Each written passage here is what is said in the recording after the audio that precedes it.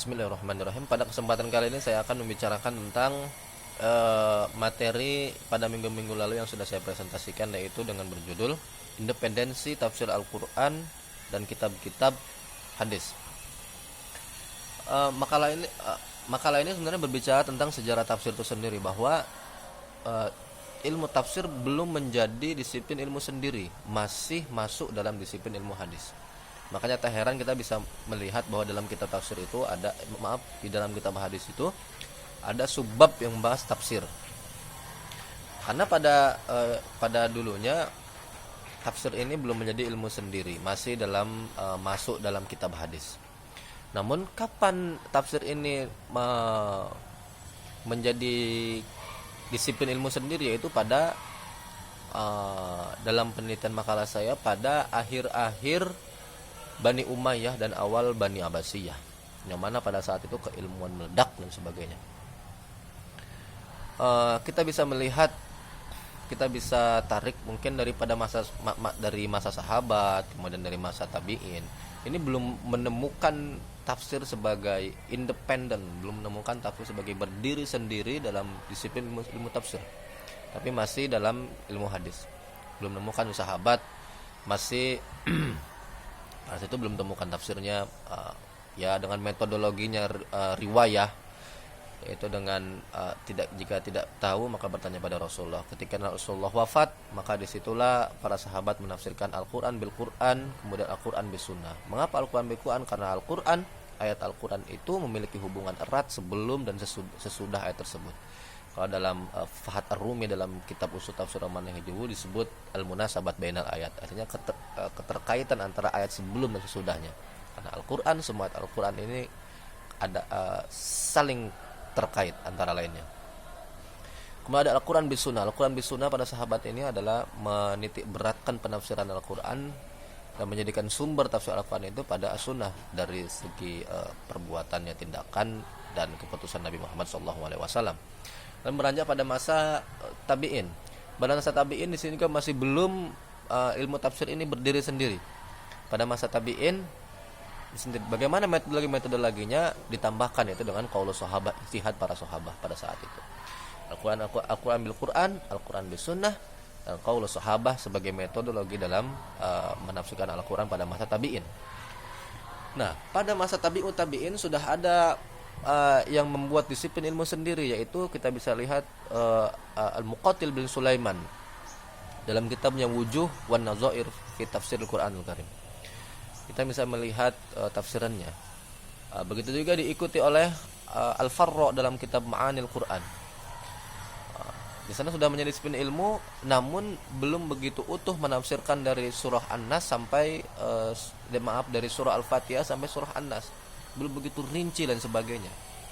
Masih hanya menjadikan formulasi-formulasi dari segi semantiknya, dikaji secara semantiknya. Lalu tafsir ini berkembang lagi dalam tafsir At-Tabari, tafsirkannya secara sempurna, memasukkan hadis dan sanadnya, memasukkan qaulus sahabi, memasukkan qaulus tabi'in. Karena kategori ini disebut dengan tafsir bil ma'sur. Nah, dan metode dalam tafsir At-Tabari ini diikuti oleh Ibnu Katsir dalam tafsirnya, kemudian diikuti oleh As-Suyuti dalam tafsirnya Durrul Mansur fi Tafsiri bil Ma'sur. Hanya 3 penafsir ini masuk kategori bil ma'sur. Ini sejarahnya perkembangan tafsir. Dari awal tidak memiliki disiplin ilmu, belum disiplin berdiri dalam disiplin ilmu sendiri, sekarang sudah berkembang dan berkembang. Perkembangan ini terus berlanjut pada masa mana tafsir itu dikaji dengan berbagai perspektif, berbagai pendekatan, berbagai aspek. Yaitu kita bisa lihat bagaimana Al-Quran itu didekati dengan aspek bahasa, bagaimana Al-Quran itu didekati dengan aspek teologis, bagaimana Al-Quran itu didekati dengan aspek hukum, bagaimana Al-Quran itu didekati dengan aspek filsafat, bahkan filsafat didekati. Kita bisa lihat kalau dalam tafsir bahasa kita lihat Az-Zajjaj dalam tafsirnya.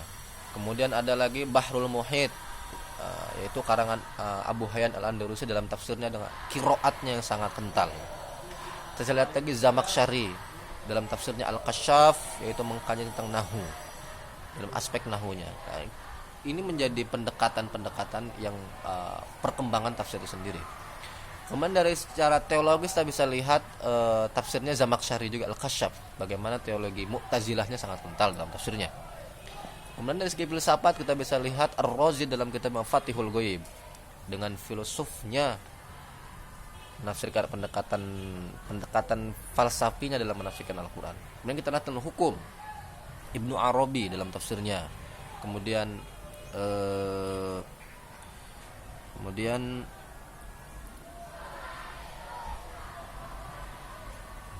ya dari hukum. Kemudian lantas tafsir-tafsir perkembangan pendekatan-pendekatan ini kekurangannya adalah bahwa seluruh apa yang bukan tafsirnya dimasukkan,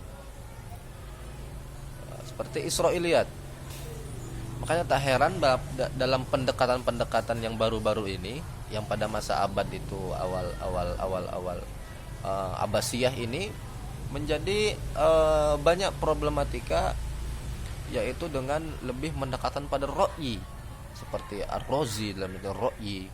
Banyak pendapat-pendapat yang seharusnya tidak dimasukkan dalam Al-Quran dimasukkan dalam Al-Quran, dan banyak juga tafsir-tafsir yang lain dimasukkan kategori Israiliyat. Nah, inilah proses perkembangannya dari sebelumnya, dari Nabi Muhammad sampai pada saat sekarang menafsirkan Al-Quran, dan sampai detik ini pun pada sekarang abad 21 Al-Quran berkembang pesat dengan seluruh kajiannya. Inilah sejarah dalam tafsir Al-Quran. Mungkin sekian yang bisa saya sampaikan. Syukran. Assalamualaikum warahmatullahi wabarakatuh.